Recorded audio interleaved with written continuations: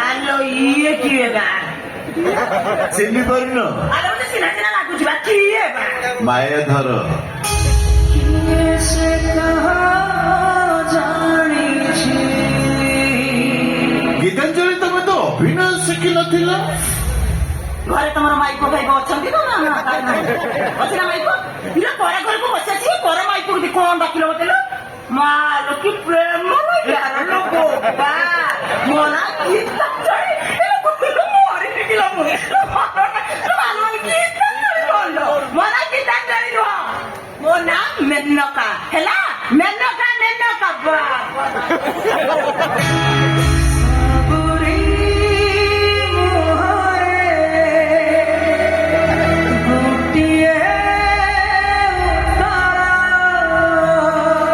ମେନକା?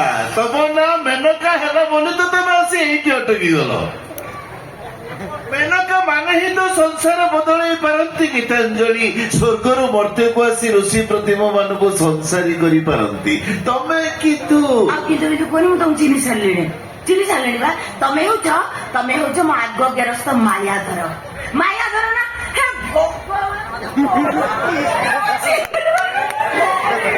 ଆଉ ମୁଁ ହଉଛି ତମ ପୂର୍ବତନ ସ୍ତ୍ରୀ ଗୀତାଞ୍ଜଳି। ହେଇବା ତମକୁ ଛାଡିକି ଆସିଲା ପରେ ନା ମୁଁ ସତରେ ଏଠି ବହୁତ ଭଲରେ ଅଛି। ଦେଖି ତ ଜାଣିପାରୁନ ନା କିଛି। ସତରେ ବା ତମକୁ ଛାଡିକି ଆସିଲା ପରେ ମୁଁ ଏଠି ବହୁତ ଖୁସିରେ ଅଛି।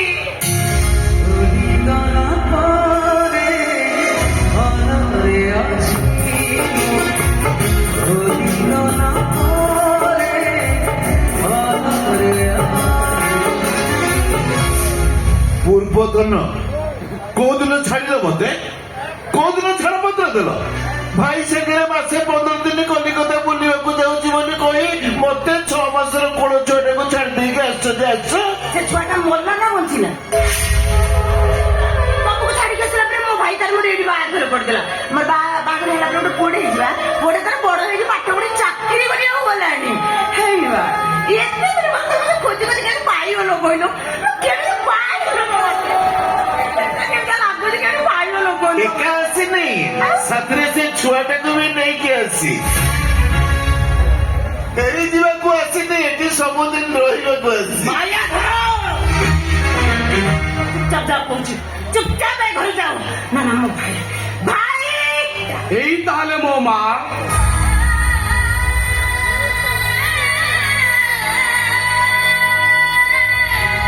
ବାପା ମତେ ମିଛ କହୁନ ତ?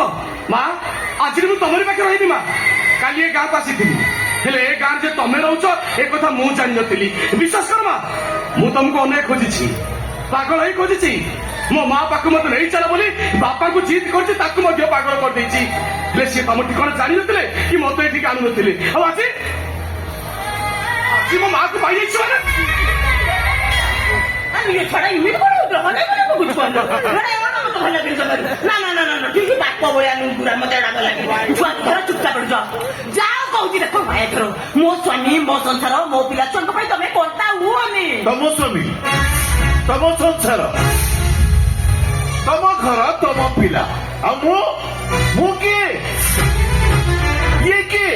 ମାଣିକ ପଟଣା ଗାଁରେ ଛାଡି ଆସିଥିବା ଘର ସଂସାର ଏସବୁ ମୁଁ ଭୁଲି ଯାଇଛି। ଆମେ କିନ୍ତୁ ମନେ ରଖିଛୁ, ଭୁଲିନେ କି ଭୁଲିବା ସମ୍ଭବ ନୁହଁ। କାନ୍ଥରେ ଝୁଲୁଥିବା ତମର ମୋର ବାହାଘର ଫଟୋକୁ ଦେଖି ମୁଁ ସମୟ ଗଢେଇଛି। ତମ ପୁଅ ବଡ ହେଇଛି, ବୁଝିବା ବୟସରେ ପହଞ୍ଚିଲା ପରେ ଖୋଜିବା ଆରମ୍ଭ କରିଛି।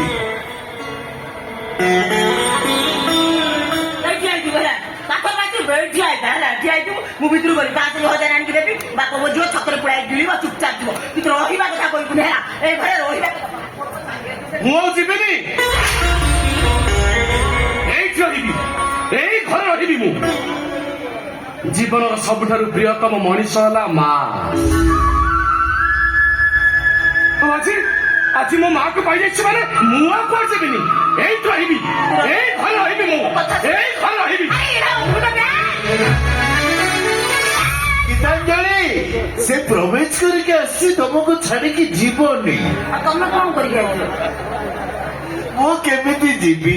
ମୋ ସଂସାର ଗଣିତର ଭାଗ ଶେଷ ତ ମୋ ପୁଅ ଦେବଦାସ। ତାକୁ ଛାଡି ମୁଁ କୁଆଡେ ଯିବି? ମୋ ବାପା ଗୋଟିଏ କଥା ଗୋଟିଏ रे बटकुसई याडे याडे बटकुसई नमस्कार ହଁ ପାଇଲି କଣ ଖୁସର ଚିହ୍ନା ଚିହ୍ନା ଲାଗିଲା ଚିହ୍ନା ଚିହ୍ନା ଲାଗିଲା ଭାଇ ଏଠି ଜାଣି ଆପଣ କଣ କହିକି ଏଠି ଜାଣିଥିଲ କହିଲେ ମାୟା ତୋର ବାବା ଝିଅ ହେଇଗଲା ସେ ଛୁଆ ମରିଗଲା ଏଠି କହି ଜାଣିଥିଲ ଯେ ଇଏ କିଏ ଇଏ କିଏ ଆଲୋ ମତେ କଣ ପଚାରୁଛ ଇଏ କିଏ ତୋର ଆଖିରେ ଦେଖୁନ ଇଏ କିଏ କଣ ମାୟା ଧର ମୁଁ ଏତେ କଥା ଜାଣିନି ତମେ ଦେଖ ଦେଖ ମୁଣ୍ଡ ଗড়େଇ ଦେବି ମୁଣ୍ଡ ବଢାନ୍ତି ମୁଣ୍ଡ ଗড়ିବ ମୋ ସେଥିରେ କିଛି ଚିନ୍ତା ନାହିଁ ଆଲୋ ଆଲୋ ଇଏ କଣ ଇଏ କାଳେ ମୁଣ୍ଡ କରୁଥିଲା ଇମିତି କଣ ଏମିତି ହାପେଇ କହିଲା ମୋ ମୁଣ୍ଡ କାମ କରୁନି ତମର କେତେବେଳେ କୋଉଟା କାମ କରୁଛି ମତେ ଟିକେ ଲେଖିକି ଦେଇଦବ ତ ମୁଁ ଦେଖିବି ଏ ତ ପ୍ରଥମ ବାବୁ ଇଏ ପ୍ରଥମ ବାବୁ ତମେ ଇଏ ଦାଢି ନିଶ ରଖି ତମେ ମଠକୁ ଯାଇନା ଭାଇ ଲୋକମାନେ କହୁଥିଲେ ବୋଲି ମୁଁ ଶୁଣିକି ତତେ କହିଦେଲି ନିଜ ଆଖିରେ ମୁଁ ଦେଖିଥିଲି ୟା ପୁଅ ମରିଯାଇଥିବ ପୁଅ ମରିଯାଇଥିବ ନୂଆ ଘର ଭିତରେ ବଇଛି ବାପ ପୁଅ 2 ଜଣ ଆଇଛ ସବୁଦିନ ପାଇଁ ରହିବାକୁ କହୁଛନ୍ତି ଭାଇ ବୟସ ଥିଲାବେଳେ ଗୋଟେ କଣ ଭୁଲ ହେଲା ହେଲା ବୟସ ଗଲା ପରେ ଆଉ ଏମିତି ଭୁଲ ତ ମୁଁ କେବେ କରିପାରିବିନି ମୁଁ ମରିବି ଭାଇ ମୁଁ ବିଷ କହିକି ମରିବି ନାଇଁ ତମ ଆଖି ଆଗରେ ଦେଖିବ ଦୌଡୁଛି ଏଇ ତ ପାଠେଇ ପାଠେଇ ମାନିକ ପାଟଣ ଗାଁରେ ମୁଁ ଛାଡିକି ଅଛି ଏବେ ବାନ୍ଧିବ ନା ନା ତମେ ବାଟ ତମେ ବାଟ ମୁଁ ଦେଖିବି ଶୋଇବା କଥା ତମ ମୁଣ୍ଡ ଖାଇବି ଲୋକ ନା ନା ସେ ଛୁଆ ସେ ଘରେ ଭିତରେ ଅଛି ମୁଁ ଜମା ଯିବିନି କୋଉଠି କୋଉଠି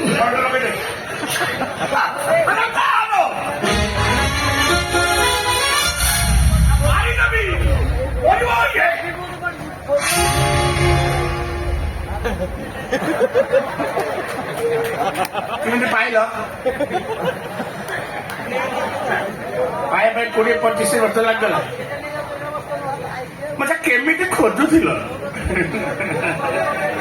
ଟଲିରେ ତମ ଟଲି ତ ଭାଙ୍ଗି ଯାଇଥିଲି ମୁଁ ଏଇଠି ବୁଝିପାରୁଛି ମୋ ଭଉଣୀ ପ୍ରତି ତମର ଭଲ ପାଇବାଟା କେମିତି ଥିଲା ଆବା ମୋ ଭଉଣୀ ଯଦି ତମ ପାଖରେ ଥାନ୍ତା ତା ଅବସ୍ଥା କଣ ହେଇଥାନ୍ତା ତମେ ଏଠି ରହିବ ମୋ ପୁଅ ଯୋଉଠି ରହିବ ମୁଁ ସେଇଠି ରହିବି ବଟକୁସଇ କେତେ କଷ୍ଟ କରି ତାକୁ ଏତେ ବଡ କରିଛି ଗୋଟେ ମୁହୂର୍ତ୍ତ ଛାଡିକି ରହିପାରିବି ତ ବେଳା ଖରାପ ରହିପାରିବୁ ତ ପାଣି ଗରମ ହେଇଯିବ ପୁରା ଟୋଟାଲି ବୋତଲ ପାଣି ଟୋଟାଲି ଗରମ ମରିଯିବୁ ରେ ମୁଁ ଆସିଲି ଶୁକୁଟା ମାରିକିରି କିନ୍ତୁ ମତେ ସୁଟ୍ କରିଗଲା ଜାଗା ଛାତି ଦୁମ୍ ଦୁମ୍ ଗୋଟେ ମାଣ୍ଡିଆ ଖାଉଛି ଭାବିବାର କିଛି ନାହିଁ ଗୋଟେ କଥା ମାନେ ତମକୁ ମିଛ ମତେ ସତ ମୁଁ ସବୁବେଳେ ଚାହେଁ ମୋ ଚାରିପଟରେ ଗହଳି ଚହଳି ଲାଗିକି ରହ ମାନେ ପାଣି ଯେତେ ଗୋଳିଆ ହବ କଙ୍କଡାକୁ ଲୁଚିବା ପାଇଁ ସେତେ ସୁବିଧା ତାର ଗୋଳିଆ ପାଣିରେ ମାଛ ମାନେ ଡିମ୍ବ ଛାଡିବେ ମାନେ ଛୁଆ ଛାଡିବେ ଆଉ କଙ୍କଡା ତ ପଙ୍କ ଉପରେ ପେଟେଇଥିବ ପଟାଙ୍ଗ ପଟାଙ୍ଗ ପଟାଙ୍ଗ ପେଟ ପାଟରେ କାତ ଭାଗ ବାଣ୍ଟର ନାହିଁ ନା ତମେ ଏଠି ରୁହ ତମେ ଏଠି ରହିଲେ ଗୋଟେ ଲାଭ କରନ୍ତୁ ତମ ସଂସାର ଭାଙ୍ଗି ମୁଁ ଯୋଉ ପାପ କରିଛି ତାର ପ୍ରାୟଶ୍ଚିତ ହେଇଛି ତମେ ଏଠି ରୁହ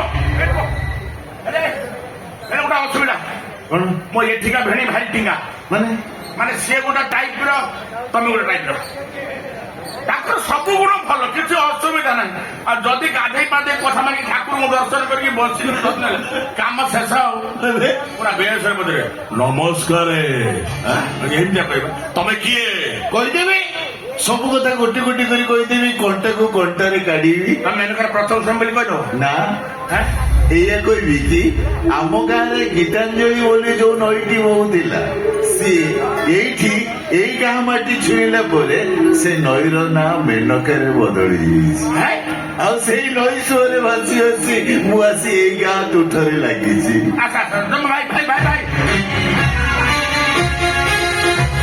ଭାଇ ଭାଇ ନାଇଁ ଏ ଯିବ ନାହିଁ ଆଉ ଏଇ ଯୋଉ ଅଖା ପକେଇଲା ଇଏ ଯିବ ହେଲେ ମୋ ବାପା ଗୋଟିଏ କଥା ଗୋଟିଏ ମୋ ଭଉଣୀ ସଂସାର ମୁଁ ଉଇ ଲାଗିବାକୁ ଦେବିନି ମୋ ବାପା ପୁରା 24 ଘଣ୍ଟା ମତେ ପାଖରେ ବସି କାନରେ ଚୁପ୍ ଚୁପ୍ କହିଛନ୍ତି ବଟ ମୋ ଝିଅର ତୁ ଭାଇ ନୁହଁ ତୁ ତା ବାପ ତାକୁ ଗୋଡେ ଗୋଡେ ଜଗିଥିବୁ ତା ପାଦରେ କିନ୍ତୁ କଣ୍ଠା ନବା ହେଲେ ଇଏ ହାରାମି କୁରାଡ଼ି ଧରିକି ଆସିଥିବ ଭଉଣୀର ଗୋଡକୁ ହାଣିବା ପାଇଁ ମୋ ଛାଡ଼ିବିନି ମୋ ବଟ କୃଷ୍ଣ ବଜାରୀ ବାପା ରାମକୃଷ୍ଣ ବଜାରୀ ମୋ ବାପା ଗୋଟିଏ କଥା ଗୋଟିଏ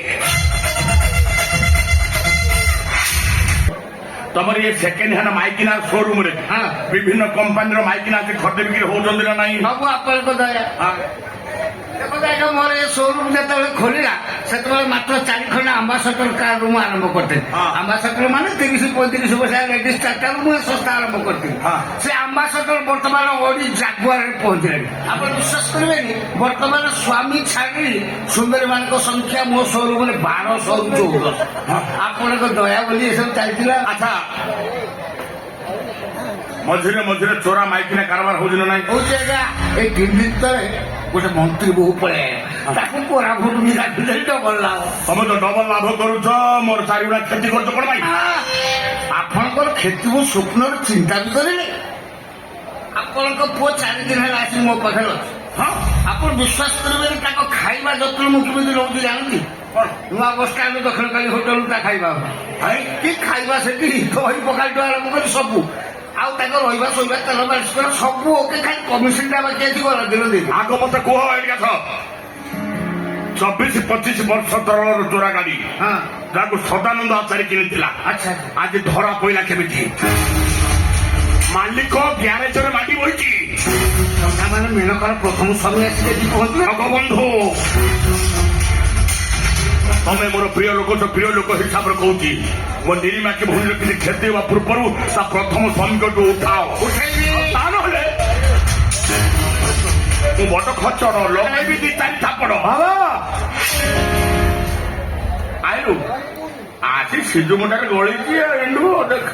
ଆପଣଙ୍କୁ ପଚାରି ବୁଝିଲା ଖାଇବା ପିଇବା କେମିତି ଯତ୍ନ ବାପା କହିଲୁ ସବୁ ବାପାଙ୍କୁ କହିଲେ। ହଁ ଯେତେବେଳେ ଯାହା ଦରକାର ଜଗବନ୍ଧୁଙ୍କର ସବୁ ଦେଇଛନ୍ତି, କୋଉଥିରେ କିଛି ଅବହେଳା ହଁ ସେ ସବୁ କରିବେ, ହେଲେ ତାଙ୍କୁ ସେ ମତେ ହଇରାଣ କରିବ।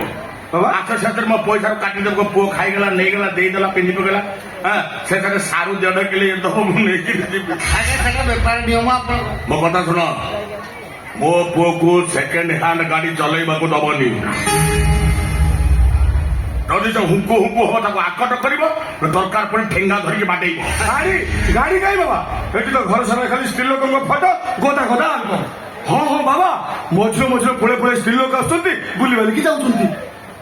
ତାଙ୍କୁ ଦେଖିଛୁ? ହଁ ଦେଖିଛି ବାବା। ଏଇମାନେ ହଁ ବାବା, ଏଇମାନେ ମଝିରେ ମଝିରେ ଆସୁଛନ୍ତି, ବୁଲି ବାଲିକି ଯାଉଛନ୍ତି। ଏ ସୁଲଭ ମୂଲ୍ୟରେ ତାଙ୍କୁ ଦେଖି ସାରିଲୁଣି? ହଁ ବାବା, ଆରେ ବହିଛି ପତିଲିଟା, ସେଇଟା ତ ସବୁବେଳେ ଆସୁଛି, ସହଜ ଖରା ବେଳେ ବେଶୀ ଆସୁଛି। ଏଟା 9 ଥର ବାହା ହେଇକି ଗୋଟା ଖାଇଛି।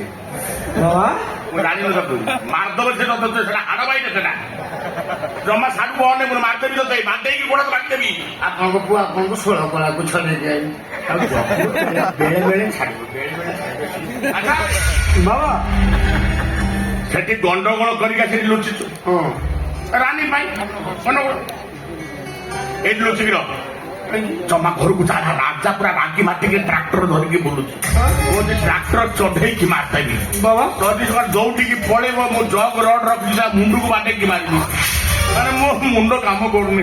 ତୁ ଏଇଠି ରହ, ମୁଁ ଯାଉ ତ ବୁଝାସୁଝା କରିବି, ତାପରେ ତତେ ଡାକିଲେ ତୁ ଯିବୁ। ଏ ବାବା ମୋ ପୁଅକୁ ଯେମିତି ହେଲେ ଖାଇବା ପିଇବା ଭଲ କଥା ବୁଝୁଛ ହେଲା ମତେ ଦକ୍ଷିଣକାଳୀ ହୋଟେଲ। ପଢିଲା ପୁଅ ସାଙ୍ଗ ଭଳିଆ ତ କଥାଟା ଲୁଚେଇବାଟା ଠିକ ହବନି। ବାବା ଟିକେ ଆଇଲୁ, ମୋର ଟଙ୍କା ପଇସା ଦରକାର, ମୋର ଦରକାର ହେଲେ ମୁଁ ଏଉଠୁ ନେଇଯିବି। ରାଣୀ ପାଇଁ ଯୋଉ ମାରା ଖାଇଥିଲୁ 15 ଦିନ ହେଇଗଲାଣି, ଦେହରୁ ଦରଜ ଯାଇନି ନା ଏଇ ଶୁଣୁ ବାବା, ସେଇ ରାଣୀ କାଲି ଏ ସହରକୁ ଆଇଲା। ତ ମନୁ ଭାଇକି ରୋଷେଇ କରି ଦେବା ପାଇଁ 1-2 ମାସ ଏଇ ସହରରେ ରହିବ। ଆଉ ସେ ଯୋଉଠି ରହିଲା ମୁଁ ଲୁଚିକି ତା ଠିକଣା ନେଇଯାଇଛି। ଏଇଠି ଖା ପିଏ ରହ, ହେଲେ ସେ ରାଣୀ ଉପରେ ନଜର ରଖ। ସେ ରାଣୀ ପାଇଁ ମାଡ଼ ଖାଇ ସେ ରାଣୀଟାକୁ ତ କବ୍ଜା ଗୁଡ଼େଇଆ। ରାଣୀ ଯେମିତି ଉଠା, ବୁଝିପାରିଲୁ? ଏ ଶୁଣ ମୋର ବାପା ଗୋଟେ କଥା, ଗୋଟେ ତୋର ଯେମିତି 18 ବାପ 28 କଥା ନ ହୁଏ। ନାଇଁ ବାବା, ଜଗବନ୍ଧୁ ଯେତେ ଶୀଘ୍ର ପାରୁଛ ମୋ ଭଉଣୀ ଘରଟା ପ୍ରଥମ ସ୍ୱାମୀକୁ ଉଠାଅ। ଆଉ ତା ନହେଲେ ତମ 2000 ଟାଙ୍କିକି ମୁଁ ଲିକ୍ କରିଦେବି। ଅଣ୍ଡିରି ପୁଅ ଭଳିଆ କାମ କରିବୁ, ପୁରା ଅଣ୍ଡିରି ପୁଅ। ମନେ ରହିଲା, ମୋ ବାପା ଗୋଟିଏ, କଥା ଗୋଟିଏ। ବାପ ୟାକୁ ବାପ ଡାକିବା ପାପ। ଆଉ ପୁଅକୁ କିଏ ଶିକ୍ଷା ଦଉଛି ଦେଖ। ଆଉ ପୁଅ ବି ସେଇଭଳିଆ ଗାମୁଛା ଧୋଇ ଦଉଛି ଅଣ୍ଡାରେ।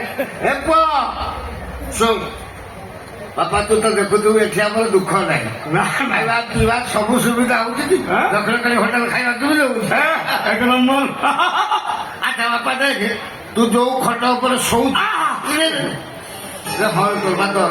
ହଉ ହେଲା ଶୁଣୁ ଯାହା ସେ ଖଟ ଉପରେ ଦେଖିବୁ ମୁଁ ଗୋଟେ B7 କୁଆଡ ଥୋଇ ଦେଇଛି। କୁଆଡ ଥୋଇ ଅଛି ତୁ ପୁରା ଯିବୁ ତାକୁ ରହ ଟେକି ଦବୁ। ଆଚ୍ଛା। ପାଣି ମିଶେଇ ବୁଡେଇ ପୁରା ସାରି ଦବୁ ଶୋଇବୁ ସେଇ ଖଟ ଉପରେ ଉଠିବୁ ପୁରା ସଞ୍ଜୁକୁ ଯିବା କୁଞ୍ଜୁକୁ। ମୋ ମନ କହୁଛି ତମେ ହିଁ ପ୍ରକୃତରେ ମୋ ବାପା। ଇଏ ଖାଲି ମତେ ମିଛଟା ଟଣା ଉଠା କରୁଛନ୍ତି ନା। କାହିଁକି ସେ କଥା ମନରେ ପକେଇଦେଲୁ ରେ? ସେ କଥା ମନେ ପଡିଗଲୁ ମୋ ଛାତି ଭିତରଟା କଣ ହେଇଯିବ। କଣ ହଉଛି? ତୁ ଯା ଯା ଯା। ନାଇଁ ନାଇଁ ସେମିତି କେମିତି ଜାଣିଯିବି? ସତ କଥାଟା କଣ ଜାଣିବି ତାପରେ ଜାଣିଯିବି। କଣ ହେଇଛି ମତେ ସତ ଆରେ ନା ନା ନା ମୁଁ କିଛି ଶୁଣିବି ନାହିଁ। କଣ ହେଇଛି ମତେ ସତ ସେ କଥା ମନେ ପଡିଲାକୁ ମୋ ଛାତି ଭିତରେ ରେଳଗାଡି ପଳଉଛି।